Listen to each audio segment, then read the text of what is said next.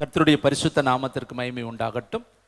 இந்த நாளிலே இந்த முதல் தேதியில் இந்த இரண்டாவது ஆராதனைக்கு வந்திருக்கிற உங்கள் அத்தனை பேரையும், நேரலையில் இணைக்கப்பட்டு இருக்கிற ஒவ்வொருவரையும், வானத்தையும் பூமியையும் படைத்த ஆண்டவராகிய இயேசுவின் நாமத்தில் அன்போடு நான் உங்களை வாழ்த்துகிறேன், உங்களை வரவேற்கிறேன்.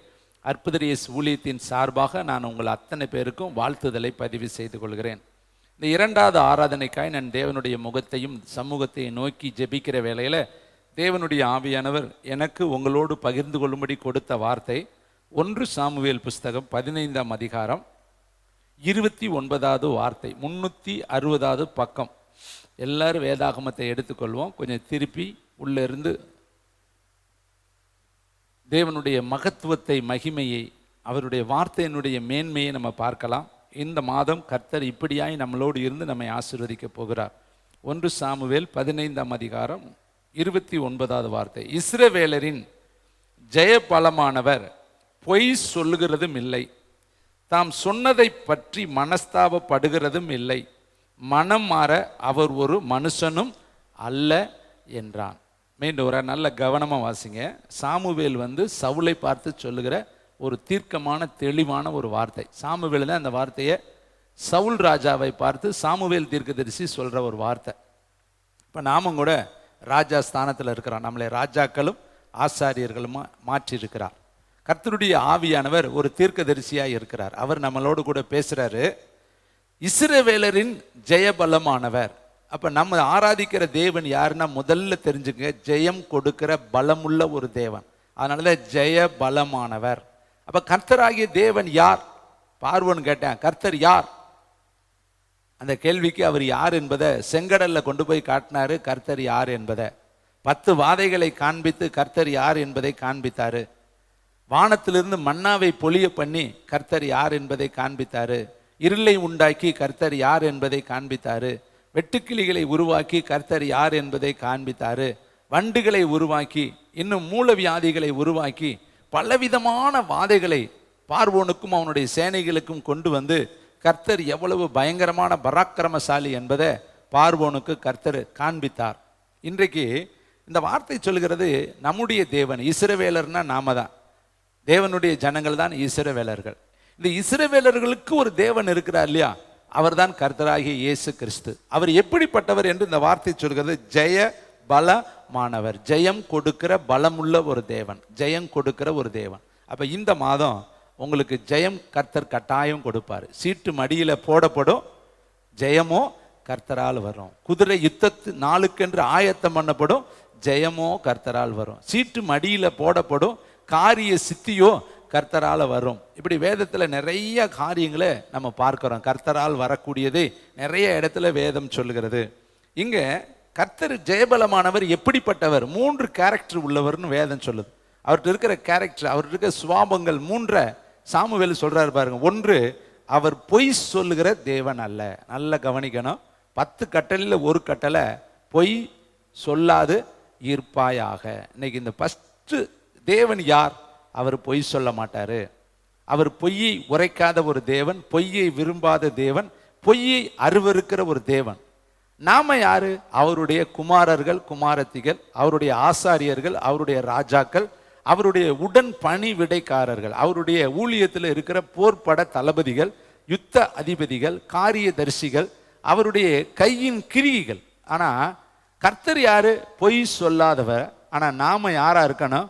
பொய் சொல்லாதவர்களா இருக்கணும். இப்ப நம்முடைய வாழ்க்கையில அன்றாட நடைமுறையில நம்மளை அறியாமல நிறைய வார்த்தைகளை உள்ளதை இல்லதென்றும் இல்லதை உள்ளதென்றும் மாறி மாறி மாறி மாறி பேசுவோம். இது நம்ம நிறைய பேர்கிட்ட இது இருக்கு. நம்ம ஆண்டவருடைய பிள்ளை என்பதே நம்ம மறந்துட்டு உலக மனுஷன் மாதிரியே நம்ம பேசிக்கிட்டு இருப்போம். அதனால தான் இந்த 10 கட்டளையில் ஒரு கட்டளை, நீ என்ன சொல்லக்கூடாது? பொய் சொல்லக்கூடாது. பொய் எப்போ சொல்கிறான்? அதை உண்மையை மறைக்கிறதுக்கு பொய்யே சொல்லுவாங்க. வீட்டில் இருக்கும் இல்லைம்பாங்க. அது பெருசாக நினச்சிக்கிறது கிடையாது. இதெல்லாம் பெருசு கிடையாதுன்னு நினைக்கிறோம். ஆனால் 10 கட்டளையில் ஒரு கட்டளை சொல்கிறாரு, நீ எக்காரணம் முன்னிட்டு என்ன செய்யக்கூடாது? பொய் சொல்லக்கூடாது. அப்போ நம்முடைய வாழ்க்கையில் இன்னைக்கு காலை வேளையில் உனக்கு கர்த்தர் ஜெய பலமுள்ளவராக இருக்கணும்னா நீ உன் நாவில் ரொம்ப சுத்தவானா இருக்கணும். நாவு இருபுறமும் கருக்குள்ள பட்டயம். உலகத்தில் இருக்கிற குதிரையை அடைக்கிறலாம், யானையை அடைக்கிறலாம், எல்லா மிருகத்தையும் அடைக்கிறலாம். நாவை அடக்க ஒரு மனுஷனாலும் கூடாது, அது பொல்லாங்கு நிறைந்ததும் விஷம் நிறைந்ததும் என்று சொல்லி வேதம் சொல்கிறது. அப்போ இந்த நாக்கு எப்படி வேணாலும் பேசலாம்னு கிடையாது. ஒரு நேரம் நன்மையாகவும் ஒரு நேரம் தீமையாகவும், ஒரு நேரம் ஆசீர்வாதமாகவும் ஒரு நேரம் சாபமாகவும் பேசக்கூடாது. இந்த நாக்கில் தேவனை மட்டும் துதிக்கணும் என்று சொல்லி வேதம் சொல்லுது. வேதத்தில் அழகாக சொல்லப்பட்டு ஒரே நாவிலிருந்து 2 குணம் வரக்கூடாது, ஆசீர்வாதமும் சாபமும் வரக்கூடாது. அதனால தான் கர்த்தர் சொன்னார், ஒரே ஊற்றில் தித்திப்பும் கசப்புமான தண்ணி புறப்படுமா, நீங்களோ இப்படி இருக்கிறீங்களே. இதை கேட்குற தம்பி தங்கச்சி, நமக்கு ஜெயம் கொடுக்கிற கர்த்தர் அவருடைய கேரக்டர், அவருடைய சுவாபம், அவருடைய சிந்தனை, அவருடைய நினைவு எல்லாமே என்னதான், பொய் சொல்ல மாட்டார். அவர் ஒரு தடவை சொன்னார்னா அது உண்மைதான். உன்னை ஆசீர்வதிப்பேன்னா கட்டாயம் ஆசீர்வதிப்பார், உன்னை உயர்த்துவேன்னா கட்டாயம் உயர்த்துவார், உனக்கு தருவேன்னா கட்டாயம் தருவார், உன்னை பலப்படுத்துவேன்னா பலப்படுத்துவார். அவர் மாற்றி மாற்றி பேசுகிற தேவன் அல்ல. ஒரு தடவை உன்னை சொல்லிட்டாருன்னா அது அவர் இருதயத்தில் இருக்கிறது, அதை மாற்றவே மாட்டார். அவர் அதுக்கு பேர் தான் பொய் சொல்லாத, ஏமாத்துகிற தேவன் அல்ல. பொய் சொல்றதுன்னா ஏமாத்துறது. அப்படி தர்றேன்னு சொல்லிட்டு அப்புறம் தராமல் போகிறது, கொடுப்பேன்ட்டு கொடுக்காம போகிறது, ஆசீர்வதிப்பேன்ட்டு அப்படி கிடையாது. அவர் அப்படிப்பட்ட சுபாவம் உள்ளவர் அல்ல. அதனால தான் சாமுவேல் சொல்றாரு சவுலை பார்த்து, பொய் சொல்ல மாட்டார் அவரு. நல்லா வாசிங்க. இஸ்ரவேலின் ஜெயபலமானவர் பொய் சொல்லுகிறதும் இல்லை. இந்த வேதத்தில் இந்த பொய்யை குறித்து நிறைய இடத்துல நம்ம பார்க்கலாம். யாரெல்லாம் பொய் சொன்னா பாருங்க. சிம்சோன் பரிசுத்த ஆவியில நிரம்பினவன், 3 முறை பொய் தான் சொல்றேன். அவ தெளிலால் கேட்கிறா, நீ பொய் சொல்றியே, என்கிட்ட பொய் சொல்றியே. யாத்திரையாம 20:16 அவ சொல்றா, நீ என்ன பண்ணிட்ட, என்கிட்ட பொய் சொல்றியே. வாசிக்கலாம். ஏசப்பா சொல்றாரு, யாத்திரையாம 20:14 தான் சொல்றாரு. சிம்சோன் சொன்ன காரியம் இதில் இந்த இடத்துல வருகிறது. ஒரு நிமிஷம் எடுத்துக்கொள்கிறேன். நியாயாதிபதிகள் 16:10. அப்பொழுது தெளிலா, நீ என்னை பரியாசம் பண்ணி எனக்கு என்ன சொன்னாய். அவ யாரு, ஒரு பாவி. இவன் யாரு, பரிசுத்த ஆவியில நிரம்பினவன். கர்த்தருடைய ஆவி சிம்சோன் மேல இருக்குது. ஆனா இவன் என்ன சொல்ற, அவ சொல்ற பொய் சொல்றியே, என்கிட்ட போய் நீ பொய் சொல்றேன்னு சொல்றவ யாரு, பாவி, அசுத்தமான ஒருத்தி. அவ நீதிமானாக தேவனால அபிஷேகம் பண்ணப்பட்டிருக்கிற ஒருத்தனை பார்த்து சொல்ற, நீ போய் என்ன, நீ எல்லாம் பொய் சொல்றியான்ட்ட போய் பாருங்க. அப்படி நல்லா சொல்ற. வாசிக்கிற 10வது வசனத்தை வாசிங்க, 16:10. அப்பொழுது தெளிலால் சிம்சானை பார்த்து, இதோ என்னை பரியாசம் பண்ணி எனக்கு பொய் சொன்னாய், இப்பொழுதும் உன்னை எதினால் கட்டலாம் என்று எனக்கு சொல்ல வேண்டும் என்றால். அடுத்து 13ஆம் வசனம். பின்பு தெளிலா சிம்சோனை பார்த்து, இதுவரைக்கும் என்னை பரியாசம் பண்ணி எனக்கு பொய் சொன்னாய், சரி இப்ப எத்தனை முறை பொய் சொல்லிட்டேன். இப்ப இவனுக்கு 10 கட்டளை இவனுக்கு தானே பொருத்தம். 10 கட்டளையில முதல் ஒரு கட்டளை இருக்குல்ல, பொய் சொல்ல. எங்க இருக்கு, யாத்திரையாகம 20:16 வாசிங்க. பிறனுக்கு விரோதமாய். அப்ப இந்த பொய் அப்படிங்கிறது இந்த வார்த்தையில இருக்குது. 10 கட்டளையில ஒரு கட்டளை, பொய் சொல்லாத. அப்ப இன்னைக்கு கர்த்தர் நமக்கு சொல்றாரு, நான் பொய் சொல்லல, நான் சொல்றதை செய்யறேன், ஆனா நீ சொல்றதை செய்யறியா. இன்னைக்கு நம்மள ஒரு கேள்வி கேட்கிறார். ஜெபிக்கிறேன்னு சொன்னையே, வேதத்தை படிக்கிறேன்னு சொன்னையே, திறப்புல நிற்கிறேன்னு சொன்னையே, ஞாயிற்றுக்கிழமையை மகிழ்ச்சியான நாள் என்று எண்ணுவேன்னு சொன்னையே, கர்த்தருடைய வார்த்தையை ஜனங்களுக்கு கொண்டு போவேன்னு சொன்னையே, நான் திறப்புல நின்று லட்சங்களுக்கும் கோடிகளுக்கும் அழுது புலம்பி மன்றாடி இருதயத்தில் அடிச்சுக்கிட்டு ஜெபம் பண்ணுவேன்னு சொன்னியே, என் காது பட நீ சொன்னியே, அது பொய்யா நிஜமா? ஆண்டவர் கேட்கிறார். நீ பொய் சொல்றியே. பாருங்க, அனனியா சப்பீராலு பழைய ஏற்பாட்டு காலத்தில் எழுப்புதலின், புதிய ஏற்பாட்டு காலத்தில் எழுப்புதலின் காலம். யாருமே கேட்கலங்க. எல்லாருமே மனமுவந்து சகலத்தையும் பொதுவாக வைத்து எல்லாத்தையும் ஆண்டு அனுபவிக்கிறாங்க. தனக்கு உண்டானதெல்லாம் வித்து கொண்டு வந்து வைக்கிறாங்க. யாருமே கேட்கல. எழுப்புதல் வரும் பொழுது எல்லாரும் உலகத்தில் நம்ம எண்ணத்தை வச்சிருந்து என்ன கொண்டு போக போகிறோம், பரலோகத்துக்கு தானே நம்ம போகணும்னு சொல்லி எழுப்புதலின் காலத்தில் எல்லாரும் ஒன்றை இணைந்து செயல்படும் பொழுது அனனியாவும் சப்பீராலும் செயல்பட்டார்கள். செயல்பட்ட உடனே அவங்க என்ன பண்ணுறாங்க, மன உத்வேகத்தோடு மன உற்சாகத்தோடு. பாருங்க, மோசே சொல்கிறாரு, மன உற்சாகமாய் கர்த்தருக்கு காணிக்கை கொண்டு வாங்குறப்ப எல்லாரும் என்ன கொண்டு வந்தாங்களா, நிறைய பொருள்களை கொண்டு வந்தாங்களாம். அப்போ பாருங்க, வனாந்தரத்தில் வந்தாலும் அவங்கள்ட்ட நிறைய பொருள் இருந்துச்சு. அதெல்லாம் கொண்டு வந்து கொடுக்குறாங்க உடன்படிக்கை பெட்டி செய்வதற்கு. அப்போ மோசே கிட்ட கர்த்தர் சொல்கிறாரு, போதும் நிறுத்த சொல்லிடு, நிறைய வந்துருச்சு, போதும் நிப்பாட்ட சொல்லு. அப்போ மோசே, போதும் நிறுத்துங்க, அந்த அளவுக்கு மன உற்சாகத்தோடு வந்து ஊழியத்திற்கு கொடுத்தார்கள். அதே போலதான் அனனியாவும் சப்பீராலும் வித்தார்கள். கொடுக்கிறப்ப அவங்க உள்ளத்துக்குள்ள ஒரு பதட்டம், ஒரு பயம், ஒரு திகில், ஒரு எண்ணம். பிசாசு உன் இருதயத்தை நிரப்பினது என்ன? நீ பரிசுத்த ஆவியினிடத்துல பொய் சொல்லும்படி, அந்த வார்த்தை இருக்குது, வாசிங்க அப்போஸ்தலர் புஸ்தகம். இங்க கையை வச்சுக்கிட்டு அங்க போங்க. இந்த வார்த்தையை நம்ம பெருசா பார்க்கறது கிடையாது. அனனியா சப்பீரால் எடுங்க அப்போஸ்தலர் புஸ்தகம். அனனியா என்னும் பேருள்ள ஒருவனும் அவனுடைய மனைவி ஆகிய சப்பீராலும் தங்கள் காணியாட்சியை விற்றார்கள்.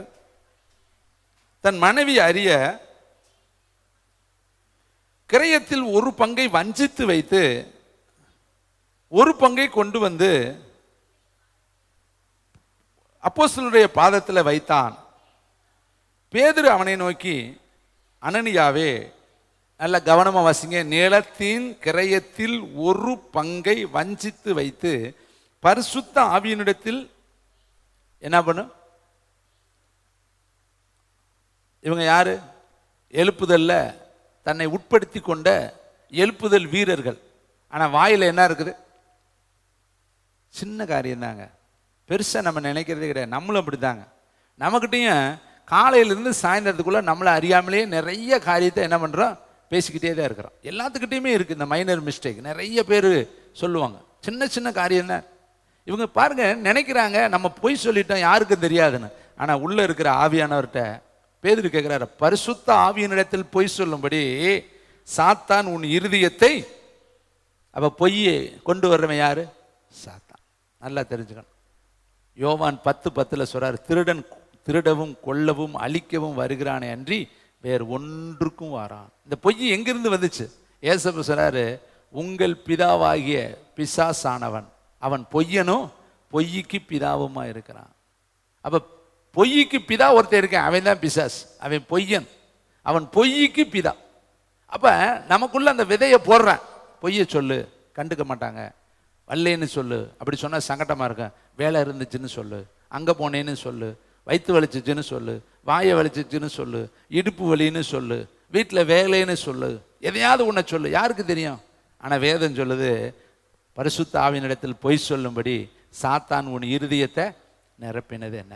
அப்ப இந்த கட்டளையில ஒரு கட்டளை அனனியா சபீரட்ட இல்லை. பார்த்தீங்களா? அவங்களுக்கு பயம் இல்லை, தைரியமா சொல்லிட்டாங்களே. இவன் சொன்ன அதே பொய்ய அவளும் சொல்றா. பாருங்களே, அடுத்து பாருங்க 7வது வசனம். ஏறக்குறைய 3 மணி நேரத்துக்கு பின்பு அவனுடைய மனைவி நடந்ததை அறியாமல் உள்ளே வந்தாள். பேதுரு அவளை நோக்கி, நிலத்தை இவ்வளவுக்கு தானா விற்றீர்கள்? எனக்கு சொல் என்றான். அவள் ஆம், இவ்வளவுக்குத்தான் என்றாள். பேதுரு அவளை நோக்கி, கர்த்தருடைய ஆவியை சோதிக்கிறதுக்கு நீங்கள் ஒருமனப்பட்டது என்ன? இதோ உன் புருஷனை அடக்கம் பண்ணினவனுடைய கால்கள் வாசற்படியிலே வந்திருக்கிறது, உன்னையும் வெளியே கொண்டு போவார்கள் என்றான். ஒரே சேம் ஆவி, புருஷனுக்குள்ள இருக்கிற ஆவி அப்படியே மனைவிக்குள்ள. அந்த ஒரே மாதிரி வீட்டில் பார்த்தீங்கன்னா அப்பா சொல்ற மாதிரியே பிள்ளை சொல்லும், பிள்ளை சொல்ற மாதிரியே அம்மா சொல்லும், அம்மா சொல்ற மாதிரியே மகன் சொல்லுவேன். பார்த்துருக்கீங்களா? அந்த கேட்டகரி ஒரே மாதிரி இருக்கு, ஒன்னவே தான் சொல்லுவாங்க. ஆனா என்னவா இருக்கு? அது தேவனுக்கு விரோதமான காரியமா இருக்கு. இன்னைக்கு நம்முடைய வாழ்க்கையில உனக்கு கர்த்தருடைய ஜெயம் கிடைக்கணும்னா முதல்ல உன் நாவு பொய் சொல்லாத நாவா இருக்கு. சின்ன சின்ன காரியத்துக்கு பொய் சொல்லக்கூடாது, பெரிய காரியத்துக்கும் சொல்லக்கூடாது. சின்னதுக்கு நிறைய பேர் சொல்றோம். நிறைய காரியத்துல நம்முடைய வாழ்க்கையில நம்ம அதிகமா என்ன பண்றோம்னா பொய் சொல்லிக்கிட்டே இருக்கிறோம். அதனாலதான் நம்முடைய வாழ்க்கையில ஜெயமே கிடைக்கல. தேவனுடைய பிள்ளைகளை, இன்னைக்கு நம்ம ஒரு தீர்மானம் எடுக்கணும். உள்ளதை உள்ளதென்றும் இல்லதை இல்லதென்று சொல்லுங்கள். இதற்கு மேல பேசினா நம்முடைய வாழ்க்கையில பாவம் வந்துடும். அருமையான தம்பி தங்கச்சி, இன்னும் யாரு பொய் சொன்னது? வேதத்துல நிறைய பேர் இருக்கிறாங்க. அதை குறித்து உங்கள் மத்தியில நான் வைக்க விரும்புகிறேன். யாக்கோப்பு ஈசா கிட்ட கேட்கிறேன். ஈசா கேட்கிறேன், நீ யாரு? ஏன்னா என்ன சொல்றேன்? ஏசா வந்திருக்கிறேன், ஏசா வந்திருக்கிறேன், ஏசா வந்திருக்கிறேன். அவன் அப்பா கேட்கிறாரு, இல்லையே யாக்கோபு குரல் மாதிரி இருக்குதே. இல்லை இல்லை இல்லை இல்லை, நான் ஏசா தான் வந்திருக்கிறேன். பார்த்தீங்களா? அப்பா கிட்ட என்ன சொல்றேன்? பொய் சொல்றேன். அதனாலதான் கர்த்தர் கேட்கிறாரு, என்னை ஆசீர்வதியும் என்னை ஆசீர்வதியும் என்னை ஆசீர்வதியும்னு கேட்குறப்ப கர்த்தர் கேட்ட கேள்வி, உன் பேர் என்னன்னு கேட்குறாரு. அங்கே அப்பா கேட்டார்ல, உன் பேர் என்னடான்னு கேட்டதுக்கு ஏசான்னு பொய் சொன்னான்ல. அன்னைக்கு கண்ணு தெரியாத அப்பா கிட்ட பொய் சொல்லிவிட்டேன். இப்போ கண்ணு தெரிஞ்ச ஏசப்பா கேட்குறாரு, பிதாவாகிய தேவன் சொல்றாரு, என்னை ஆசீர்வதியும் ஆசீர்வதின்னு என்னை கேட்குறியடா, உன் பேர் என்ன சொல்லு. அப்போ சொல்கிறேன், யாக்கோப்பு தான் ஆண்டவர். நான் ஏமாத்துக்காரன் தான், நான் ஃப்ராடு தான்.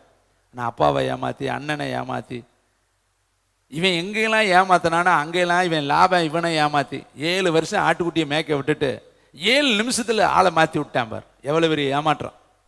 7 நிமிஷம் கூட இல்லைங்க. காண்பித்தது ராகேலை, கொண்டு போய் விட்டது லேயாள். எவ்வளோ பெரிய சறுக்கு பார்த்தீங்களா. அன்னைக்கு உயிரோட ஏசாவை ஏமாற்றி, கண்ணு முன்னாடி ஈசாக்கை ஏமாற்றி, இப்போ கடைசியில் லாபான்னு பார்த்தேன். எதை விதைத்தானோ அதுதானே கிடைக்கும். நம்ம எதை விதைக்கிறோமோ அதுதானே நமக்கு கிடைக்கும்.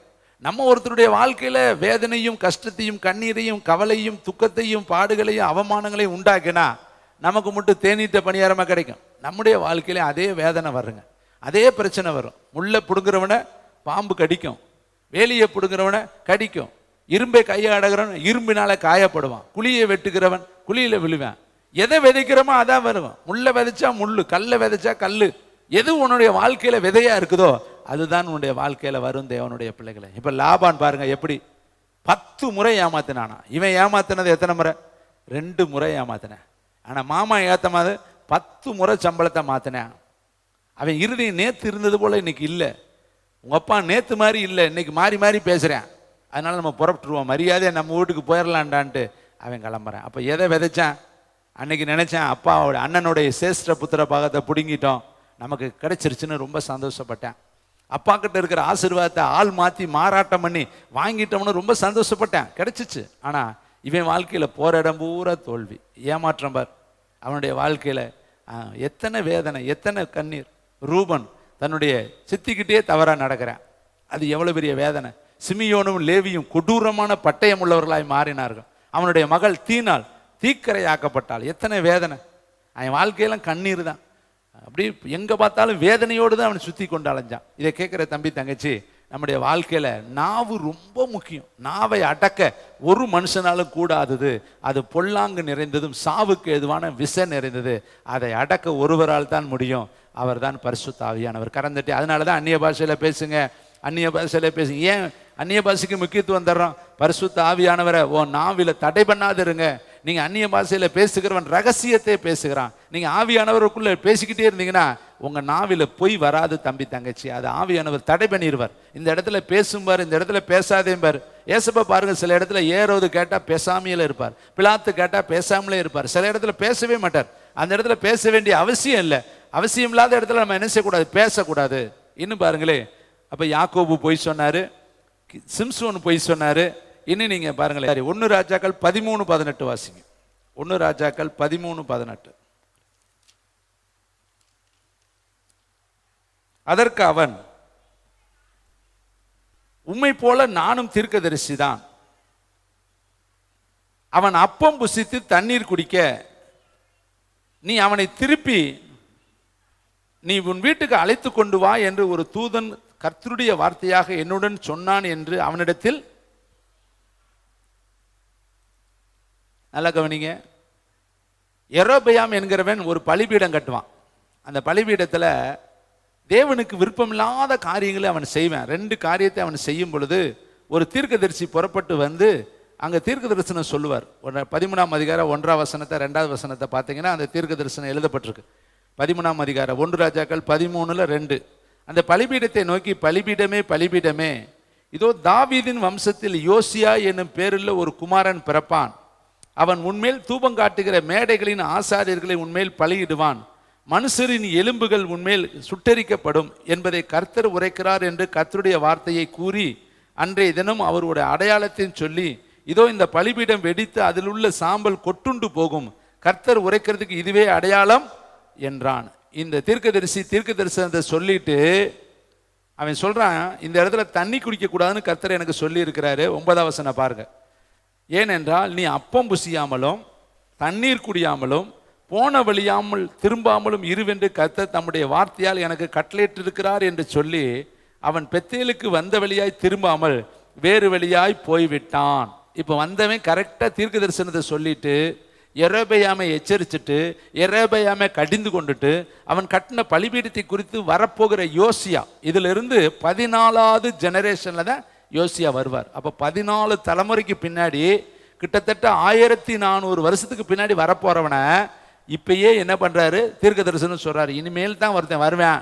ஒரு ஆளுக்கு 100 வருஷம்னா 1400 வருஷத்துக்கு முன்னாடி வரப்போற ஒருத்தனை முன்கூட்டி சொல்றார். அவர் வந்து இந்த பலிபீடத்தை உடைப்பாரு, அது வரையும் இந்த பலிபீடத்துல இப்படி காரியம் நடந்துக்கிட்டு தான் இருக்கும், அவன் தான் வந்து இதை உடைப்பான்னு சொல்லிட்டு கரெக்டா தீர்க்க தரிசனம் கரெக்டா நடத்தினாரு, கரெக்டா பேசினாரு.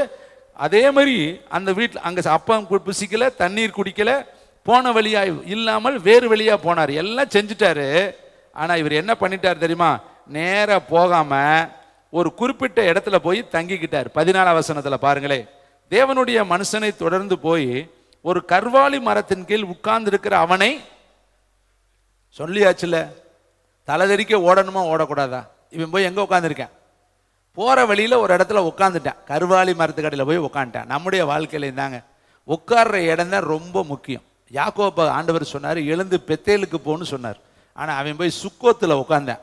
நல்லா கவனிக்கணும், சுக்கோத்துல தான் அவளுடைய மகளுடைய வாழ்க்கை தீக்கரையாக்கப்பட்டுச்சு. நம்மளும் போய் உட்கார்ற இடம். அதனால தான் இந்த லென்த்து காலத்துல எல்லாம், இந்த மே மாசத்துல எல்லாம் ஊழியத்துக்கு வாங்க ஊழியத்துக்கு வாங்க ஊழியத்துக்கு வாங்கன்னு உங்களை அவ்வளவு போராடணும். ஆனா நம்ம என்ன பண்றோம், என்கேஜ்மெண்ட்டு அங்கே அந்த என்ன எக்ஸ்கர்ஷன் அங்கே இங்கே போய்கிட்டே இருந்தோம். நம்முடைய வாழ்க்கையில போய்கிட்டே இருக்கிறோம் எங்கேயாவது ஒரு இடத்தை நோக்கி. அது மாதிரி தான் இவன் என்ன பண்ணான், யாக்கோப்பு போற கர்த்தர் பெத்தேலுக்கு தான் போச்சோன்னாரு. ஆனா இவன் போய் எங்க உட்காந்துட்டான், சுக்கோத்துக்கிற இடத்துல நல்ல வசதி வாய்ப்பு பார்த்தா நல்ல பசுமையை செழிப்புமான இடத்துல பட்டறைய போட்டேன். அவ்வளவுதான் அவன் செஞ்ச வேலை. அடுத்த நிமிஷம் அவனுடைய வாழ்க்கையில கண்ணீர். 3 பேர் அவுட். மக கற்பழிக்கப்பட்டா, லேவி சிமியோன் கொலகாரனா மாறிட்டான். அந்த இடத்தை விட்டு சொல்லாம கொள்ளாம புறப்பட்டு போறேன். அப்ப அருமையானவர்களே, இவன் சொன்னவன் தலைதெறிக்க ஓடணுமா இல்லையா? கர்த்தருடைய ஊழியத்தை முடிச்சாச்சுன்னா இடையில எதுக்கு நிக்கணும்? அவன் நின்றுக்க கூடாது. அவன் என்ன பண்ணிருக்கான், அங்கேயும் ஒரு இடத்துல போய் உட்கார்ந்து இருக்கிறேன். காரணம் பசி, தண்ணி இல்லை. இதையே நினைச்சுக்கிட்டு உட்கார்ந்து இருக்கிறேன். இவன் உட்கார்ந்து இருக்கிற நேரம் பார்த்து வயசான ஒரு கிழவன் தீர்க்கதரிசி வர்றான். அவன் வந்து என்ன சொல்றான், அவனை ஏமாத்தி அவனை பொய் சொல்லி 18 வசனம், அதற்கு அவன் உம்மை போல நானும் தீர்க்கதரிசி தான், அவன் அப்பம் புசித்து தண்ணீர் குடிக்க நீ அவனை திருப்பி உன் வீட்டுக்கு அழைத்து கொண்டு வா என்று ஒரு தூதன் கர்த்தருடைய வார்த்தையாக என்னோடு சொன்னான் என்று அவனிடத்தில் பொய் சொன்னான். இந்த பிலேயாமனுடைய ஆவி இங்க வேலை செய்யுது, நல்லா கவனிக்கணும். பிலேயாம கர்த்தர் போகாத போகாத போகாத போகாதேன்னு சொன்னார். ஒரு தடவை கர்த்தர் சொன்னார்னா அதை சொன்னதுதான், அது மாறவே மாட்டார். பொய்யுரைக்க அவர் ஒரு மனிதன் அல்ல. போக வேண்டான்னா போக வேண்டாம் தான், அப்புறம் இன்னொரு ஆட்ட போகணும்லாம் சொல்ல மாட்டார். இவனை சொல்லிட்டு ஓடிடுறான்னார்ல. இப்ப கர்த்தர் என்ன பண்ணாரு, தண்ணி குடிக்க கூடாது, தங்கக்கூடாது, புசிக்க கூடாதுன்னு சொன்னார்னா யாரு வந்து சொன்னாலும் மாற்ற மாட்டார். அவர் சொன்னது சொன்னதுதான், அவர் பொய்யுரைக்கிறவர் கிடையாது. ஆனா இப்போ ஒரு கிழவன் தீர்க்கதரிசி வந்து கர்த்தர் ஏன்ட்ட பேசினாரு, ஒரு தூதனை அனுப்புனாரு, உன்னை சாப்பிட வைக்க சொன்னாரு, உன்னை தண்ணி குடிக்க வைக்க சொன்னாரு, உன்னை தங்க சொன்னாருன்னு சொன்ன உடனே இவன் ஏற்கனவே என்ன பண்ண, டல்னஸ்ஸா இருக்கிறான். தண்ணி இல்லை, அப்பம் இல்லை, களைப்பா இருக்கிறான். இதுக்கு தகுந்த மாதிரி அவன் பொய்யான ஒரு வார்த்தையை எடுத்து கட்டி சொன்ன உடனே இவன் என்ன பண்ணிட்டான், உடனே இது கர்த்தர் சொல்லியிருப்பாரோ என்று சொல்லி அந்த வார்த்தைக்கு இணங்கி போய் அந்த இடத்துல தண்ணி குடிச்சு அப்பம் புசித்து அவன் கர்த்தருடைய வார்த்தையை மீறினதுனால அவனை வழியில சிங்கம் அடித்து கொன்று போட்டது என்று வேதம் சொல்லுது. பாருங்க 23வது வசனம், அவன் போஜனம் பண்ணி முடித்த பின்பு அந்த தீர்க்கதரிசியை திருப்பி கொண்டு வந்தவன் அவனுக்கு கழுதையின் மேல் சேணம் வைத்து கொடுத்தான். அவன் போன பிற்பாடு வழியிலே ஒரு சிங்கம் அவனுக்கு எதிர்பட்டு அவனை கொன்று போட்டது. அவன் பிரேதம் வழியிலே கிடந்தது. ஏங்க, ஊழியத்தை முடிச்சுட்டு போனவன் வீடு போய் சேராம வழியிலே செத்து போனேன். காரணம், தேவன் சொன்னதை செய்யாம தேவன் சொல்லாததை அவன் செய்ததுனால அவனுடைய ஓட்ட பாதை, ஊழிய பாதை முடிந்து போனது என்று வேதம் சொல்லுது. ஏன்னா தேவன் பொய் சொல்ல மாட்டார். சாப்பிடாதேன்னு சொன்னா சாப்பிடக்கூடாதுதான், அப்புறம் யார் வந்து சொன்னாலும் அது உண்மை கிடையாது. அப்ப தேவன் ஒரு தடவை உங்களுக்கு சொன்னாருன்னா அதை மாற்றிக்கொள்ள அவர் ஒரு மனிதன் அல்ல. ஒரு முறை சொன்னாருன்னா அது சொன்னதுதான், அதை மாற்ற மாட்டாரு. கடைசி வரையும் அப்படியே தான் கர்த்தர் கொண்டு போவார். நம்ம உண்மை இல்லாதவர்களா இருந்தாலும் அவர் எப்படி இருக்கிறார் தெரியுமா, உண்மை உள்ளவரா. உன்னை சுகத்தை தருவேன்னா சுகத்தை தருவார். காலத்தை பார்க்காத, சூழ்நிலையை பார்க்காத, சந்தர்ப்பத்தை பார்க்காத, மனிதர்களை பார்க்காத, உன் சூழ்நிலையில் வரக்கூடிய நிகழ்ச்சிகளை பார்க்காத, எதையும் செய்ய கர்த்தர் வல்லவர். பாருங்க, சாராள் நகைத்தாள். ஏன் நகைக்கிறா? நான் யோசித்து பாருங்க, 75 வயசுல சொல்றாரு, அப்பயே கொடுத்திருந்தா கூட பரவாயில்ல. அப்புறம் 25 ஆண்டுகள் ரன் பண்ணுது. 100 வயசு அவளுக்கு எல்லாமே ஆல்ரெடி ஃபெயில்டு, முடிஞ்சிருச்சு. எல்லா விதத்திலும் அவளுடைய சரீரமே கண்ட்ரோல் இல்லாமல் போச்சு. இவனும் வயது முதிர்ந்தவன் ஆயிட்டான். இப்ப எல்லாமே இல்லாத காலத்துல கர்த்தர் சொல்றாரு, உற்பவ காலகட்டத்தில் வருவேன். அவளுக்கு நகைப்பு வராம என்ன வரும்? அவ சிரிச்சிட்டா. கர்த்தர் கேட்கிறாரு, நீ நகைத்தாய்.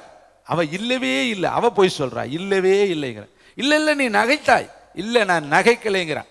அப்ப அவளும் சாராயும் போய் தான் சொன்னான். இதை கேட்கிறேன், நம்மளும் இன்னைக்கு சாராயா இருக்கிறோம். ஆனா நம்மளை மீறி நிறைய காரியத்துல வார்த்தை வருதுங்க. அது உனக்குள்ளேயே வருது. அதை நீ இன்னைக்கு அரெஸ்ட் பண்ணு, அப்பதான் கர்த்தர் உனக்கு ஜெயம் கொடுப்பார். ஏன் தோல்வி? ஏன் உன் வாழ்க்கையில நிறைய தோல்விக்கு காரணம் என்ன தெரியுமா?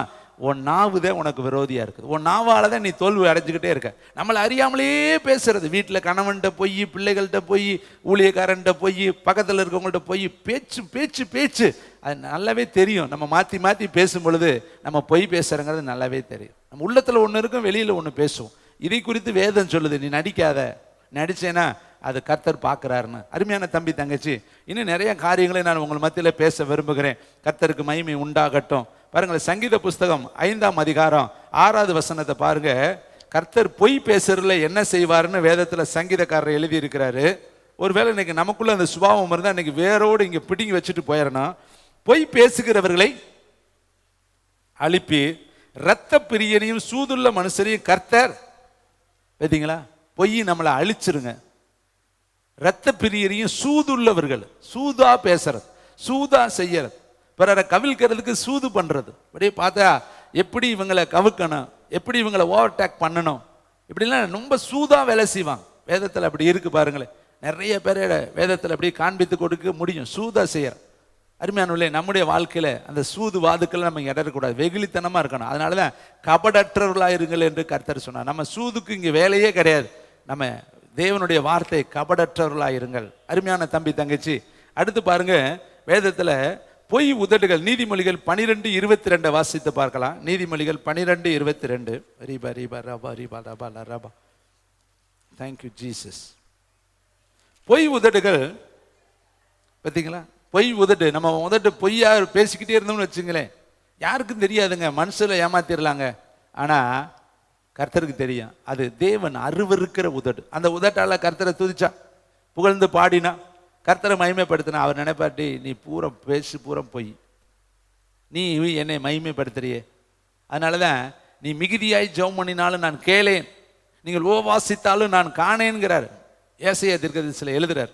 இன்னும் பாருங்களேன், நிறைய காரியம் இருக்கு. ரெண்டாவது, இந்த பகுதியில் பார்த்தோம், பொய் சொல்ல மனுஷன் அல்ல, மனஸ்தாவப்படுகிறவரும் இல்லை. ஒரு தடவை கர்த்தர் சொல்லிட்டாருன்னா அதுக்காக அவர் மனஸ்தாவப்பட மாட்டார். ஏன்னா மனஸ்தாவப்பட்டார். வேதத்தில் 2 இடத்துல அவர் மனஸ்தாவப்பட்டதை நான் உங்களுக்கு காலை வேளையில் காண்பிக்கிறேன். ஆனால் சொன்னதை குறித்து அவர் கவலைப்பட மாட்டார். அவர் படைச்சதுக்காக வருத்தப்பட்டார். ஆதியாகமம் 6:6 பாருங்களேன், மனுஷனை படைச்சதுக்காக கர்த்தர் என்ன பண்ணாரா, மனஸ்தாவப்பட்டார் என்று சொல்லி வேதத்தில் எழுதப்பட்டிருக்கு. வாசிக்கலாமா? ஆதியாகமம் 6:6.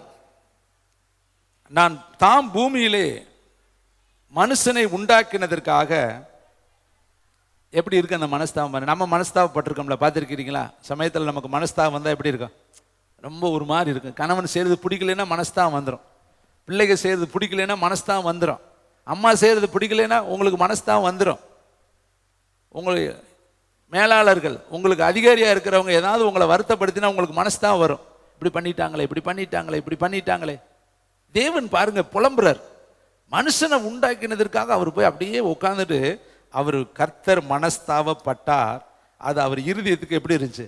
வெசனமா இருந்துச்சு. அவர் வருத்தப்பட்டிருக்கிறார். இதை அன்னைக்கு மட்டும் இல்லைங்க, இன்னைக்கும் வருத்தப்படுறார்.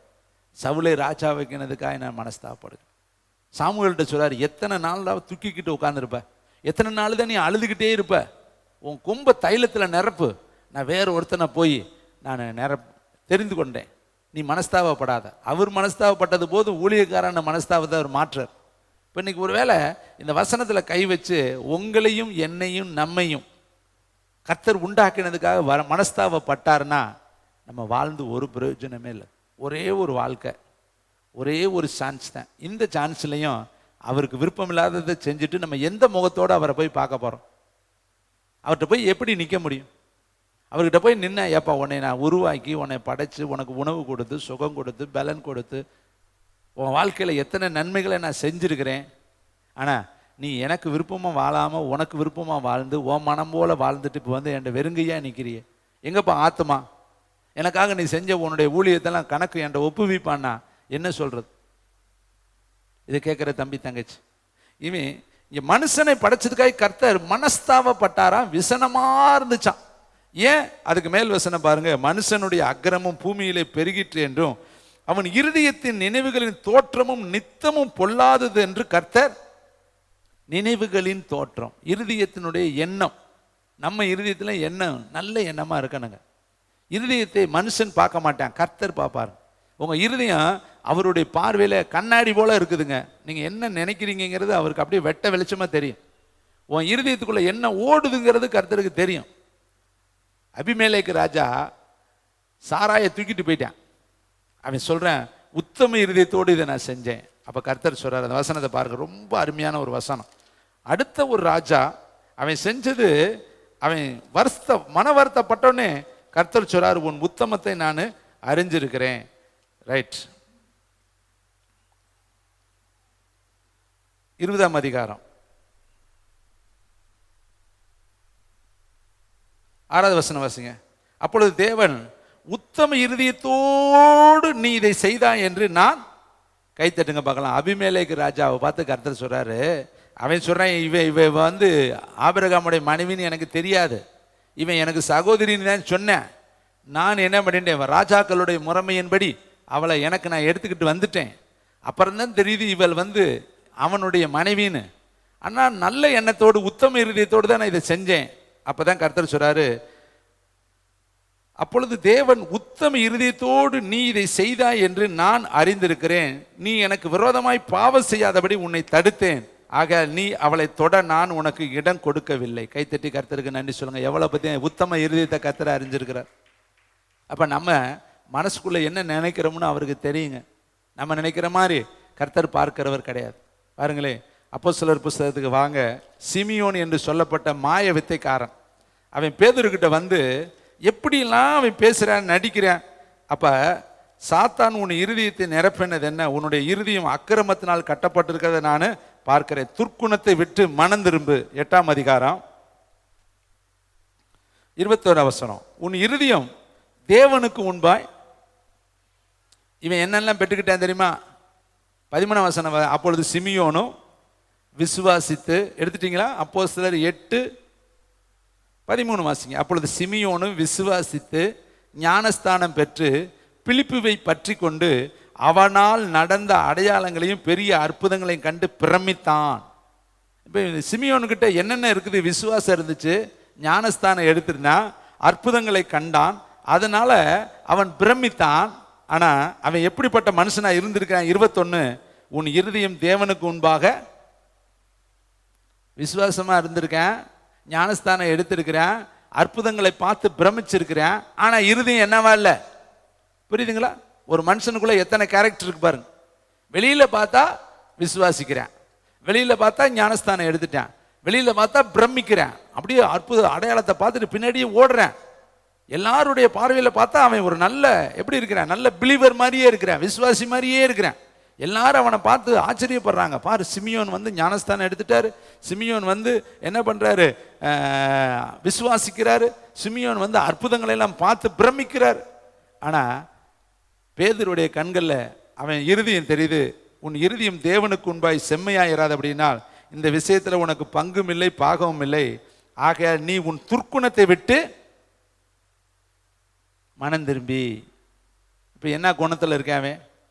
அப்ப எப்படி ஞானஸ்தானம் எடுத்தேன்? இப்ப தண்ணிக்குள்ள இறங்கி நாங்க உங்களுக்கு கையில வச்சு கொடுத்துட்டதுன்னொடனே நீங்க பரலோகம் நேரடியாக டைரக்டா போயிட முடியுமா? மனம் திரும்பணுங்க, மனம் திரும்ப, துர்க்குணத்தை விட்டு திரும்பணும்.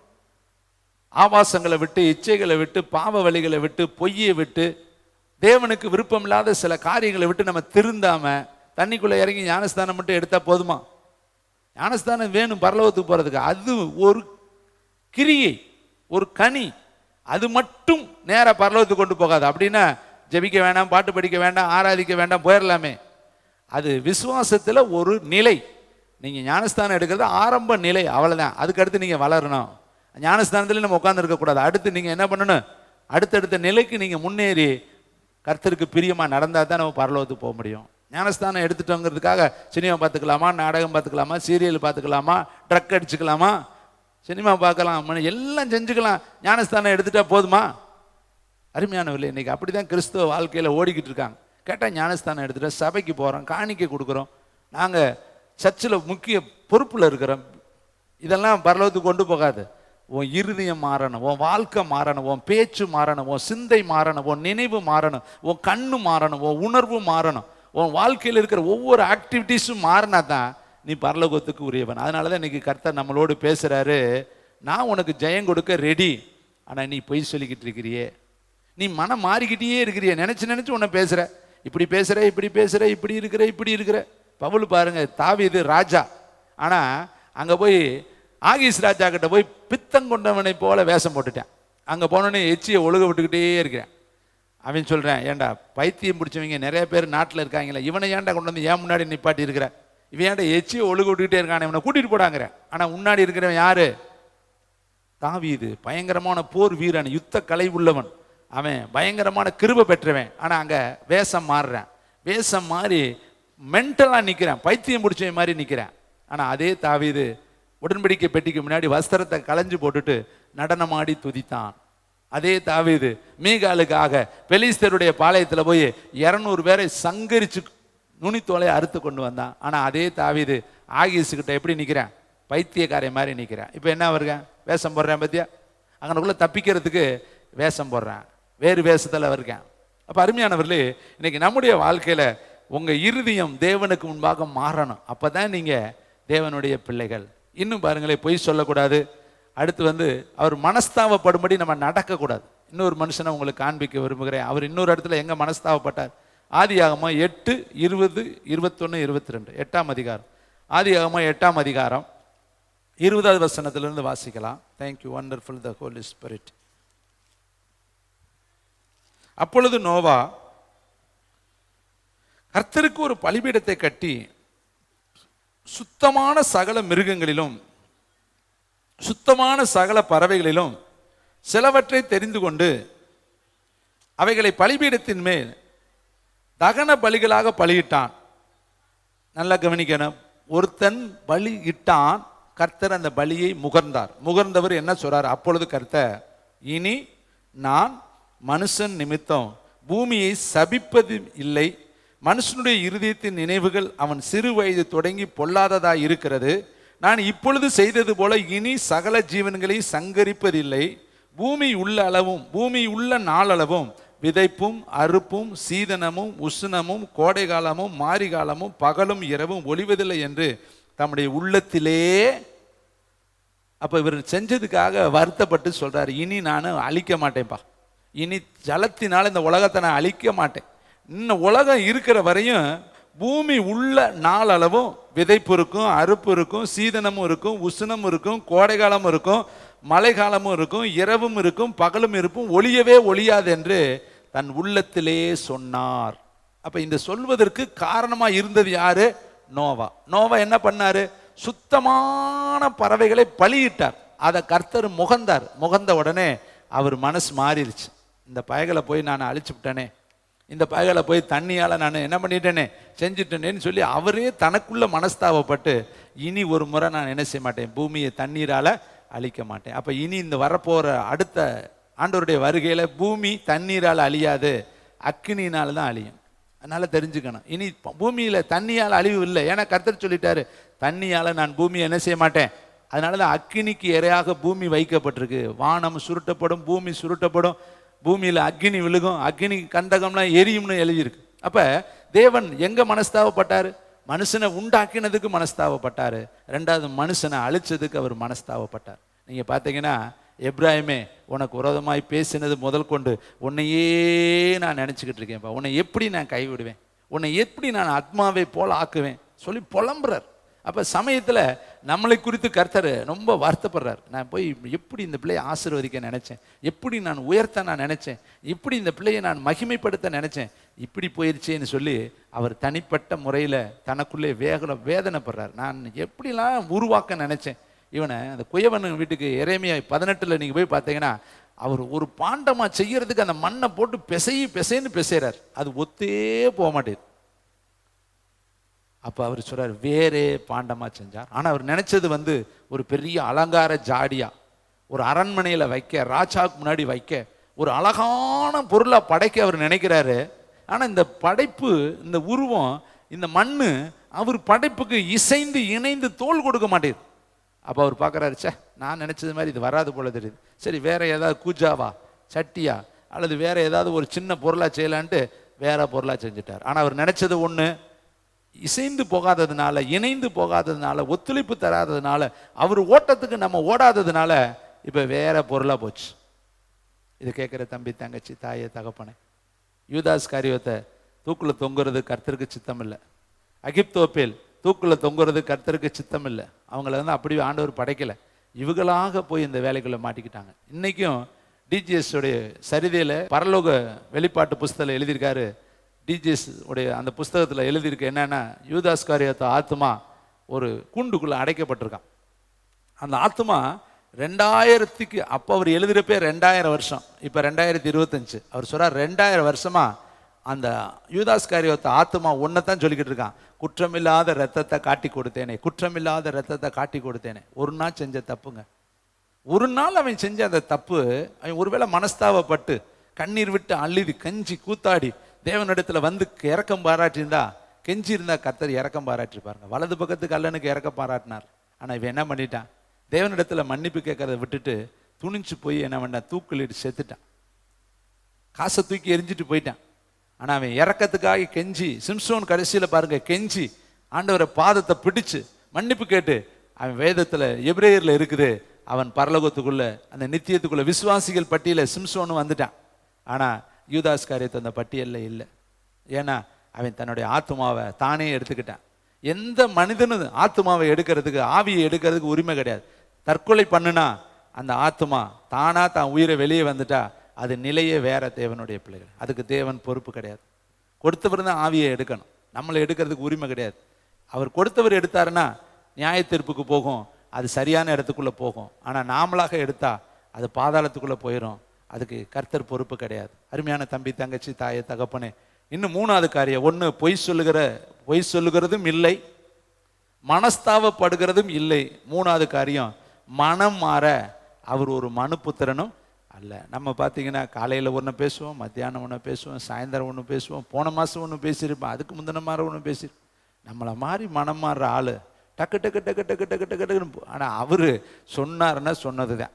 ஆனால் அவரும் எரேமியாவில் சொல்கிறாரு, நானும் மாறுவேங்கிறார். எப்போ மாறுவேங்கிறாரு அதை மட்டும் உங்களுக்கு சொல்லி நான் முடிக்க விரும்புகிறேன். எப்போ மாறுவார்? எரேமியா 18:8, 18:10 ரெண்டுமே ஒரே இடத்துல இருக்கு. எரேமியா தீர்க்கதரிசி புஸ்தகம் 18ல் 8வது வசனம், அதே 18ல் 10வது வசனம். ரீபலா பாலார், தங்கள் தீமையை விட்டு திரும்பினா அந்த ஜாதியார் நானும் அவர்களுக்கு செய்ய நினைத்த தீங்கை செய்யாதபடிக்கு மனமாறு. நான் விரோதமாய் பேசின அந்த ஜாதியார் தங்கள் தீங்கை விட்டு திரும்பினால். இப்போ பாருங்க, நினிவேவுக்கு கர்த்தர் சொன்னார், அழிப்பேன் அழிப்பேன் அழிப்பேன் அழிப்பேன், 40 நாளில் நினிவே கவிழ்க்கப்பட்டு போகும்னு சொன்னார். ஆனால் யோனா போய் சொன்ன உடனே அவன் போனானா? போகவே மாட்டேன்ட்டான். அவனை வம்புக்கு டைமை பிடிச்சி இழுத்து கொண்டு போய் கடைசியில் சொல்ல வச்சோடனே அவன் பூரா மனம் திரும்பிட்டான். கைதட்டி கர்த்தருக்கு. நம்மளே அப்படித்தாங்க, நம்மளா போகவே மாட்டாங்க, நம்மளை வலுக்கட்டாயமாக ஆண்டவர் இழுத்துட்டு போகிறார். பாருங்க, பேதுரு எத்தனை கையை கட்டுனாலும் சரி, காலை கட்டுனாலும் சரி, நான் பேசாமல் தூங்குறேன்டான்னு தூங்கிட்டு இருக்கேன். எவ்வளவு ஒரு நிர்விசாரம் அவன் கண்ணை மூடி இருக்கு பாருங்க. ஏங்க, எல்லாரும் ஜெபம் பண்ணிக்கிட்டு இருக்கேன், சபையார் எல்லாம் ஜெபிக்கிறேன், இவன் என்ன பண்ணுறது, தூங்கிக்கிட்டு இருக்கேன். ஏன்னா இவனுக்கு பிறப்பிலிருந்தே தூக்க ஆவி. 1 மணி நேரம் ஜெபிக்க கூடாதனால நித்திரை பிரியர். அங்கேயும் நித்திரை, இங்கே இதில் செயல்லையும் நித்திரை. கொஞ்சம் கூட அவனுக்கு ஜெபிக்கணுங்கிற உணர்வே இல்லை. வாயவாது முணுமுணுன்னு 2 சொல்லிக்கிட்டு இருக்கலாம்ல, ஒன்று முடியாட்டி ஸ்தோத்திரமாவது போட்டுட்டு இருக்கலாம்ல. பவுலும் சீலாவையும் அடித்து உரிச்சாலும் அவன் அந்நேரத்தில் பாட்டு பாடி தூதிச்சுக்கிட்டு இருக்கான். இவனுக்கு இந்த பாட்டு வரல, செவமும் வரல, நல்ல தூக்கம். பாருங்க, என்ன நினச்சிருப்பேன், அதெல்லாம் முடிஞ்சு போச்சுல்ல, யாக்கோபை போட்டாங்க இல்லை, நம்மளையும் விடியால போட்டுருவேன், முடிஞ்சு போச்சு சாப்டர், இனி ஜெபம் பண்ணி ஆகாதுடான்னு என்ன நினச்சானோ அவனை ஒரு நாளைக்கு பார்த்தா தான் கேட்கணும், என்னதான்ப்பா நினச்சேன், இப்படி ஒன்று செஞ்சுருக்கே, நீ வாட்டில் சொர்க்கலோகத்தில் படுத்திருக்க மாதிரி படுத்திருக்கிய, கை கட்டியிருக்கு, காலு கட்டியிருக்கு, முன்னாடி பார்த்தா 4 போர்ச்சேவகர் இருக்கேன், விடியால உனக்கு டேட்டு ஃபிக்ஸ் பண்ணியிருக்குது, உனக்கு எப்படி தூக்கம் வந்துச்சு? அதை இன்னைக்கு வேறு விதமாகவும் சொல்கிறாங்க, கர்த்தரை பார்த்துக்குவாருன்னு தூங்குனாங்கன்னு. அது அவங்க விசுவாசம். நமக்கு இப்படி ஒரு எண்ணம், இப்படி ஒரு ஆளாக போய் நம்ம என்ன வேண்டியிருக்க ஆண்டவர் பிடிச்சி சபைக்கு மூளைக்கல்ல ஆக்கியிருக்கிறாரேன். ஆனால் அவனையும் கூட ஜெபம் பண்ணி நம்ம ஆளுக வெளியே கொண்டு வந்துட்டான். கைதட்டி கர்த்தருக்கு நன்றி சொல்லுங்க. எல்லா கட்டும் திறந்துருச்சுங்க. கட்டு பூரா அது வாரில் தானா 1ஆம் காவல் திறக்குது, 2ஆம் காவல் திறக்குது. அவனா வரலங்க, அவனை பிடிச்சி வெளியே இழுத்துக்கிட்டு வர்றாங்க ஜெபம் பண்ணி. நீதிமொழிகள் 3:26 கர்த்தர் உன் நம்பிக்கையா இருந்து உன் காலு சிக்கி கொள்ளாதபடி காப்பார். நீ கர்த்தரை மட்டும் நம்பிக்கையா வச்சுட்டு எந்த வீட்டில் கால் வச்சாலும் உன் காலு சிக்காது. அந்த வீட்டையும் நீ சேர்த்து பரலோகத்துக்கு கூட்டி வந்துடுவ. கைத்தட்டி கர்த்தருக்கு நன்றி சொல்லுவோமா? இங்க பாருங்க, நான் சொல்லுவேன் ஆனா மாறிடுவேன். எப்ப அந்த நாட்டை நினிவே அழிப்பேன்னு சொன்னேன், ஆனா அவன் பூரா உட்காந்துட்டான் பாருங்க. ஆடு மாடு சின்ன பிள்ளைங்க பெரிய பிள்ளைங்க ஊரார் எல்லாரும் உட்காந்து நினிவே மட்டன பக்கம் பூரா மனம் திரும்பிட்டாங்க. எவ்வளவு பெரிய சாந்தா நல்ல காரியம் பார்த்தீங்களா? சொல்றவர் ஒருத்தர் இருந்தா மனம் மாற 1,20,000 பேர் ரெடி. கைத்தட்டி கர்த்தருக்கு நன்றி சொல்லுங்க. நீ மட்டும் போய் சொல்லுங்க. எத்தனையோ வீடுகளில் தெரியலங்க. அதனால இயேசுப்பா சொன்னார், யாரை நான் அனுப்புவேன்? அறுவடை மிகுதி, யார் என் காரியமாய் போவான்? அறுவடைக்கு ஆட்களை அனுப்பும்படி எஜமான இடத்துல வேண்டிக் கொள்ளுங்கள். நீங்க தான் கோத்திரத்தில் ஒரு லேவியன் இருப்பேன்.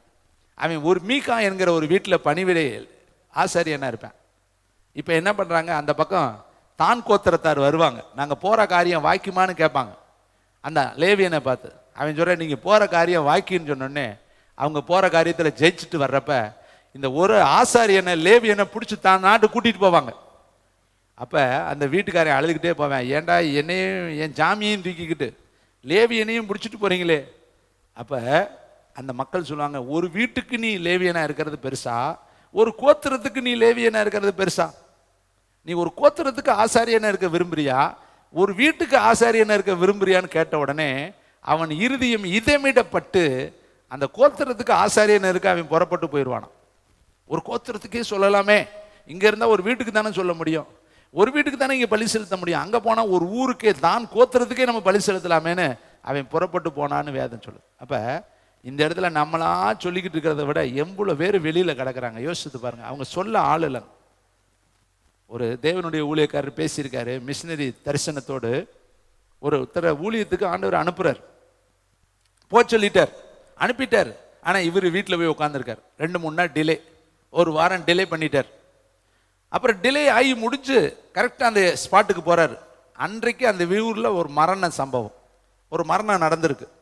இந்த ஊழியக்காரர் போனோன்னே நினைக்கிறார், இந்த ஊழியத்தை இங்கே ஸ்டார்ட் பண்ணுவோம், கூட்டம் நிறையா இருக்குது, மாஸ் கண்ட்ரோல் இருக்குது, இந்த இடத்துல நம்ம சுவிசேஷத்தை சொல்லலான்ட்டு இறந்து ஒரு வீட்டில் போய் நின்று எல்லாருக்கும் ஒரு நற்செய்தியை நான் சொல்கிறேன், இயேசுவை ஏற்றுக்கொள்ளுங்க, மரித்த பின்பு ஒரு வாழ்க்கை இருக்குது, நீங்கள் இயேசுவை ஏற்றுக்கொண்டீங்கன்னா பரலோகத்துக்கு போயிடலாம், இல்லாட்டி பாதாளம் தான்னு சொல்லி அவர் பிரசங்கம் பண்ணும் பொழுது அந்த இருந்த வீட்டுக்கார அம்மா எந்திரிச்சு வந்து இவர் சட்டையை பிடிச்சி உலுக்கி சொன்னேன், ஏயா இந்த வார்த்தையை நேற்று வந்து நீ சொல்லியிருக்குன்னா எங்கள் வீட்டுக்காரர் மோட்சத்துக்கு போயிருப்பார்ல, இன்னைக்கு நீ வர்றையே, நேற்று உயிரோடு இருந்தார்ல, நேற்று நீ வந்திருந்தேனா அவருக்கும் இந்த இயேசு தெரிஞ்சிருக்கும்ல, அவர் மோட்சத்துக்கு போயிருப்பார்ல, இப்போ அவர் எங்கே போயிட்டாரு நீ சொல்கிறத வச்சா? அப்போ அந்த ஊழியக்காரர் நெஞ்சில் அடிச்சுட்டு கத்துனாரான், என் மேலே தான் தப்பு, என்னை ஆண்டவர் 1 வாரத்துக்கு முன்னாடியே போக சொன்னார், நான் டிலே பண்ணிட்டேன், நான் லேட் பண்ணதுனால ஒரு ஆத்மா நரகத்துக்குள்ள. இதை கேட்குற தம்பி தங்கச்சி, மோசே 30 ஆண்டு லேட் பண்ண, 400 வருஷத்துல விடுதலை ஆகணும் இஸ்ரவேல் மக்கள், 430வது வருஷம் விடுதலை ஆனார்கள். 30 வருஷம் என்ற ஒருத்தனுடைய கீழ்ப்படியாமையில 6 லட்சம் புருஷர்கள், 6 லட்சம் காலாட்கள், 6 லட்சம் மனைவிகள், 6 லட்சம் பிள்ளைகள், மொத்தம் 20 லட்சத்திற்கு அதிகமானவர்கள் சிறையில் இருந்தாங்க, ஒடுக்கப்பட்டார்கள், நெருக்கப்பட்டார்கள், உத்தரவுப்பட்டார்கள். ஒரு தனி மனிதனுடைய கீழ்ப்படியாம ஒரு பெரிய டீமையே உத்தரவுக்குள்ள வச்சிருச்சு. இன்னைக்கு நீ கீழ்ப்படியாதனால தாங்க உன் வீடு வேதனையா இருக்கு, உன் குடும்பம் வேதனையா இருக்கு, உன் குடும்பத்துல கஷ்டம், உன் குடும்பத்துல தரித்திரம், உன் குடும்பத்துல வியாதி, உன் குடும்பத்துல வறுமை. காரணம் நீதான், வேற ஆள் இல்லை. ஆண்டவர் காரணமே கிடையாது, ஏசப்பா காரணமே கிடையாது. ஏன் வீட்டில் ஸ்ட்ரகுள், ஏன் வீட்டில் போராட்டம், ஏன் வீட்டில் பிரச்சனைனா உட்கார வேண்டிய இடத்துல நீ சரியா உட்காரல, ஆராதிக்க வேண்டிய நேரத்தில் நீ ஆராதிக்கல, போக வேண்டிய நேரத்தில் நீ போகல, கர்த்தருடைய வேலையை நீ சரியா செய்யாதவன் சபிக்கப்பட்டவன் என்று எழுதியிருக்கு. கர்த்தருடைய வேலையை செய்யாதவன் சபிக்கப்பட்டவன். சபிக்கப்பட்ட லிஸ்ட்ல நம்முடைய குடும்பம் இருந்தா எப்படிங்க பரலோகத்துக்கு போக முடியும்? பரிதாபத்தோடு வேதனையோடு நான் கால வேளையில் உங்கள் நடுவில் பேசுகிறேன். நம்ம ஆண்டவருடைய ராஜ்யத்துக்கு போக வேண்டிய நம்ம அடுத்த கேட்டகரியில் நின்றுட்டு இருந்தா எப்படி? இங்க பாருங்களே, சொன்னேன் அழிப்பேன்னு சொன்னேன், ஆனா அவன் மனம் மாறிட்டானே. யோனா தீர்க்கதரிசி புத்தகத்தை தயவுசெய்து எடுங்க, 3ஆம் அதிகாரம் 6வது வசனத்தை வாசிக்கிறோம். 5வது வசனத்தின் சிஸ்டர். அப்பொழுது நினிவேயில் உள்ள ஜனங்கள் தேவனை விசுவாசித்து உபவாசம் செய்யும்படி கூறினார்கள். கைத்தட்டுங்க. பெரியோர் முதல் சிறியோர் மட்டும் ரெற்றிருத்தி கொண்டார்கள். இந்த செய்தி நினிவேவின் ராஜாவுக்கு எட்டின பொழுது அவன் தன் சிங்காசனத்தை விட்டு, கைத்தட்டி கர்த்தரை மகிமைப்படுத்துங்க, ஒரு ராஜாங்க எழுந்து தன் உடுத்தி இருந்த உடுப்பை கலற்றி போட்டு ரெட்டை உடுத்தி கொண்டு சாம்பலில் உட்கார்ந்தான். மேலும் ராஜா தானும் தன் பிரதானிகளும் நிர்ணயம் பண்ணின கட்டளையாக நினிவே எங்கும் உள்ள மனுஷருக்கும் மிருகங்களும் மாடுகளும் ஆடுகளும் ஒன்று ருசி பாராது இருக்கவும், மேயாமலும் தண்ணீர் குடியாமலும் இருக்கவும், மனுஷரும் மிருகங்களும் ரெட்டினால் மூடிக்கொண்டு தேவனை நோக்கி உரத்த சத்தமாய் கூப்பிடவும், அவரவர் தம் தம் கைத்தட்டுங்க பொல்லாத வழிகளையும் தம் தம் கையில் உள்ள கொடுமைகளையும் விட்டு திரும்ப கடவர்கள். யாருக்கு தெரியும், நாம் அழிந்து போகாதபடி ஒருவேளை தேவன் மனஸ்தாபப்பட்டு தம்முடைய உக்கிரக கோபத்தை விட்டு திரும்பினாலும் திரும்புவார் என்று கூற சொன்னான். அவர்கள் தங்கள் பொல்லாத வழிகளை விட்டு திரும்பினார்கள் என்றும் தேவன் அவர்களுடைய கிரியைகளை எல்லாம் பார்த்து தாம் அவர்களுக்கு செய்வேன் என்று சொல்லியிருந்த தீங்கை குறித்து மனஸ்தாபப்பட்டு கைத்தட்டுங்க அதை செய்யாது இருந்தார்.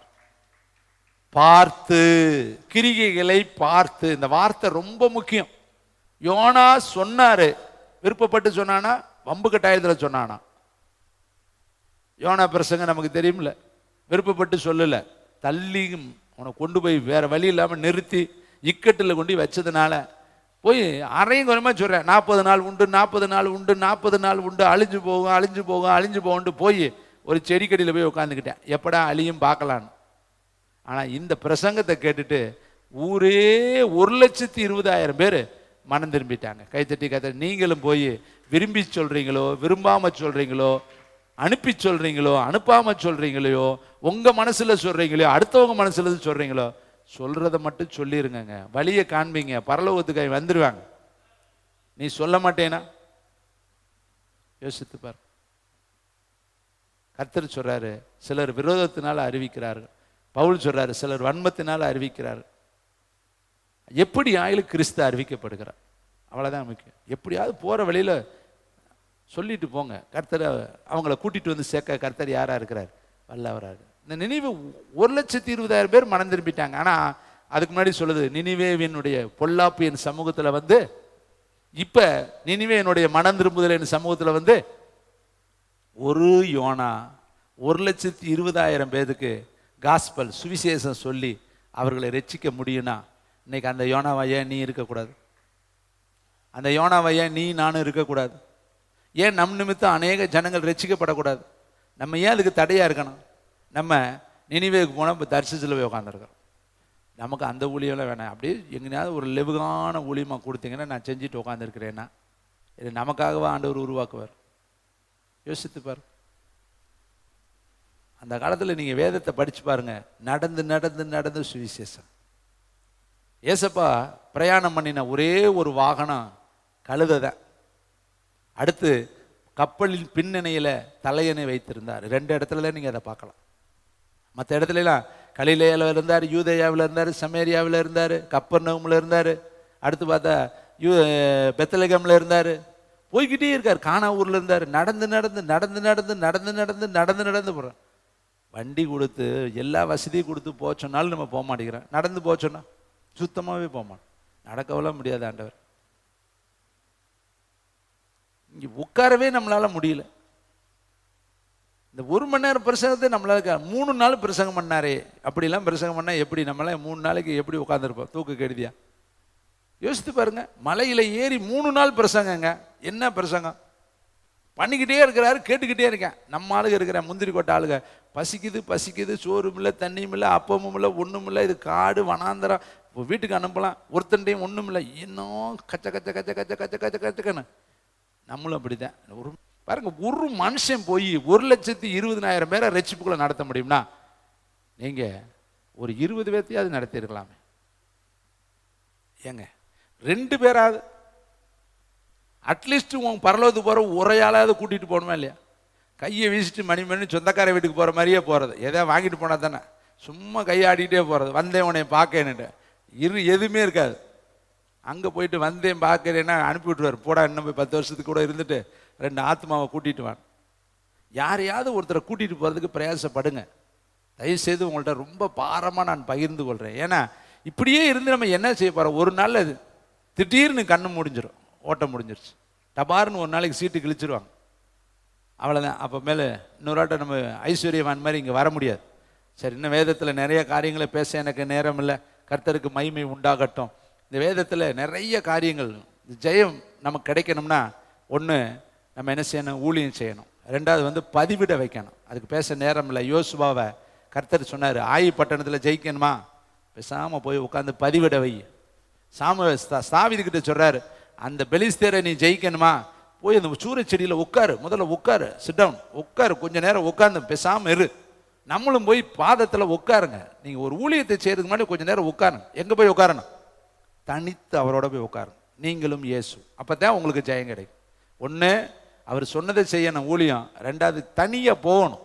அப்போ எல்லாத்தையும் அக்கறைப்படுத்தணும். இன்னைக்கு காலையில் அதை நாங்கள் தியானித்தோம். நீங்கள் முதல் செய்தியில் பார்த்தாரு. முதல்ல ராகேல் வேணாம், லேயால் வேணாம், சில்பால் பில்பால் அம்புட்டும் போய் தொலை. உன்னோட வாழ்ந்தது போதும், 20 வருஷம் மாரடிச்சது போதும், எல்லா முகத்தை பார்க்காத போ, நான் பரலோகத்துக்கு போய் சேரணும். நான் அங்கே போகணும்னா நான் தனித்து என்ன பண்ணணும்? யாக்கோப்பின் ஆற்றுக்கு நான் போகணும்டான்ட்டு அவள் விட்டுருப்பாளா? மனிதனோடு போராடினான் அப்படின்னு எழுதியிருக்கு. தேவனோடு போராடினது ஜெபம், மனுஷனோடு போராடினதுனா தூதாயி கனியை கொடுக்குறேன், இன்னைக்கு இவன் என்கிட்ட வரட்டும், இந்த கனியை கொடுக்குறேன், இவன் என்கிட்ட வரட்டும். 4 பொண்டாட்டி 4 பேர் நாரா பிக்கிறா, இவன் எனக்கு எனக்கு எனக்கு எனக்குன்னு. அன்னைக்கு 4 பேத்துக்கு இவன் எஸ்கேப் ஆகி எங்கே போகிறேன் கேட்டிருப்பாளுகள்ல, எங்கே போகிற? நாங்கள் 4 பேர் இங்கே இருக்கப்ப இன்னும் எக்ஸ்ட்ரா எங்கே போகிற? ஏன் போகிற? 10 பிள்ளைகள் வந்து கத்துறேன், எங்கே போகிற எங்கே போகிற? எங்களெல்லாம் ஏன் வேணாங்கிற? பெத்து ரோட்டில் விட்டுட்டு எங்கே போகிற? அவன் சொல்ல, உன்னைய பெற்றதுனாலாண்டா எனக்கு இவ்வளோ கொடுமை, ஓம் பின்னாடி வந்து சுற்றி சுற்றி மாட்டுக்குட்டி மேய்ச்சி கடைசியில் என் வாழ்க்கையே நாரி போச்சுடான்ட்டு, ஒருத்தி எனக்கு வேணாம், போய் தொலைக்கடான்ட்டு எல்லாத்தையும் அக்கறைப்படுத்திட்டேன். வெறுத்து போயிட்டேன் பார். வெறுத்து போய் மனம் ஒட்டஞ்சு அப்படியே நொறுங்கி போய் எல்லாரும் என் முகத்தை பார்க்காத, அங்கிட்டு போயிரு, நான் எங்கள் அப்பா கிட்ட போய் போராடுறேன், இல்லாட்டி மொத்தமாக அங்கே க்ளோஸ் பண்ண ஒருத்தன் வந்துக்கிட்டு இருக்கேன், 400 பேரோட வர்றேன். அவன் விடியால் வந்தானே சப்சாடா உலக்களத்தில் மாட்டின மாதிரி மாட்டி எருவடிக்கிற மாதிரி என்னை அடிச்சிருவேன். அதனால் நான் தப்பிக்கணும்னா அங்கே தான் போய் உட்காரணும்டான்னு போகிறேன். அப்போ மனிதனோடு முதல்ல 4 மனைவியோடு போராடி மேற்கொண்டேன், 12 பிள்ளைகளோடு போராடி மேற்கொண்டேன், இப்போ வேலையாளோடெல்லாம் போராடி மேற்கொண்டேன், இப்போ தேவனிடத்தில் போராட போகிறேன். அவர் சொல்கிறாரு, டே மாய்மாலக்காரப்பளே, ஒப்பனை ஏமாற்றி, ஒன்னனை ஏமாற்றி, மாமனாரை ஏமாற்றி, ஊரில் இருக்கவங்களாம் ஏமாற்றிட்டு இப்போ கடைசியில் என்னையும் ஏமாற்ற வந்து ராத்திரியில் உட்காந்து ஜோம் பண்ண வேலையை உடனே உன்னை ஆசீர்வச்சிடணும். இன்னைக்கு தானடா வந்திருக்கிற, நாளைக்கு வர்றேன் பார்க்கலாங்கிறாரு. அவன் சொல்கிறேன், பொழுது விடியுது நான் போகட்டுங்கிறார் அவர். இவன் சொல்கிறேன், ஐயோ விடிஞ்சா போட்டுருவேன், அவன் ஆசீர்வதித்தால் ஒளிய நான் ஆமேனே போட மாட்டேன். இவர் இன்னைக்கு தானடா வந்திருக்கிற, என்னென்ன 10 நாளைக்கு வா, அப்பமேல் பார்க்கலாங்கிற மாதிரி இழுக்கிறார். இன்னைக்கு விடு, நான் கிளம்புறேன், நாளைக்கு பார்க்கலான்னா அதெல்லாம் டைம் இல்லை, இது லாஸ்ட் நெக் ஆஃப் மூமெண்ட்டு, விட்டா போட்டுருவேன், எங்கள் அண்ணன் வந்துட்டேன் பக்கத்தில் வேற வர சொல்கிறாங்க, அதனால் விட்டுவனோன்னு ஜெபம் பண்ணுறேன். அப்போ கர்த்தர் பார்த்தாரு, ஏற்கனவே அவன் கிரியை பார்த்தாரு. லேயால விட்டுட்டேன், இத்தனை வருஷமாக அவளை கட்டி இழுதுகிட்டே அலைஞ்சவேன், இன்னைக்கு எனக்காக விட்டுட்டு வந்துட்டேன். லேயாலையும் விட்டுட்டேன், ராகேலையும் விட்டுட்டேன், சில்பாலையும் பில்பாலையும் விட்டுட்டேன், அங்கிருந்த எல்லா பெண்ணியமீனை வித்துட்டேன், 11 பேரையும் வேணாம்ட்டேன், எல்லாரும் வேணான்ட்டு எனக்காக வந்து உட்காந்துருக்கேன். மனிதனை மேற்கொண்டுட்டேன். இப்போ என்னிடத்துலையும் வந்து விடிய விடிய போராடிட்டேன். இவனை இன்னைக்கு ஆசீர்வதிக்கலான்னு தான் கர்த்தர் இறக்கப்பட்டு மனஸ்தாபப்பட்டு அவன் பேரை ஆண்டவர் அன்னைக்கு மாற்றி, இனிமேல் உனக்கு யாக்கோப்பு பேர் வேணாம்ப்பா, இன்னும் ஏமாத்துற சுவாவம் உனக்கு வேணாம், உன்னை நான் தேவனுடைய பிரபுவாக மாத்துறேன்னு அங்கே கர்த்தர் அவனே இஸ்ரவேல் என்று பெயரிட்டார். கைத்தட்டி கர்த்தருக்கு நன்றி சொல்லுவோம். நீ எப்போ மனிதனை மேற்கொள்ள போகிற? நம்ம மனிதனை மனைவி வரலான்னு தான் பிரதர் நினச்சேன், வீட்டுக்காரம்மா கொஞ்சம் வேலை சொன்னிச்சா, பிள்ளைக்கு அதை வாங்கி தர சொன்னிச்சா, கொஞ்சம் துவைக்கிறது இருந்துச்சு, கொஞ்சம் வெள்ளையடிக்கிறது இருந்துச்சு, கூட்டுறது இருந்துச்சு, துடைக்கிறது இருந்துச்சு. போக முடியாது பரலோகம். இப்படியே நம்ம சொல்லிக்கிட்டு என்னைக்கு மேற்கொண்டுட்டு வர்றது. தனித்து வா, தனித்து வா, தனித்து வா. 40 நாள் கூப்பிட்டார் மோசைய. எலியாவை 40 நாள் கூப்பிட்டார், வாடா இப்படியா உடியா உடியா ஓடு, 40 நாள் ஓடு. மோசையை சொல்றாரு, அங்க ஓடு, இவனை இங்கிட்டு ஓடு, நீ ஓடு, இந்த சமதளத்தில் ஓடு, ஒரே பருவத வரை நீ ஓடு, ஓடிக்கிட்டே இரு, நீ போக வேண்டிய தூரம் ரொம்ப தூரம். 40 நாள் அவனும் ஓடுறேன். மோசை எத்தனை நாள், எவ்வளோ டைட் ஒர்க் அவனுக்கு இருக்கு, எத்தனை குடும்பம் அவனை நம்பி உட்காந்துருக்கு. எல்லாத்தையும் விட்டுட்டு வா, என்கிட்ட வா, அங்கே மேலே வா, 40 நாள் வா. ஒரு வேளை இன்னைக்கு உங்களை 40 நாள் கூப்பிட்டாருன்னா என்ன ஆகும் கொஞ்சம் கற்பனை பண்ணி பாருங்க.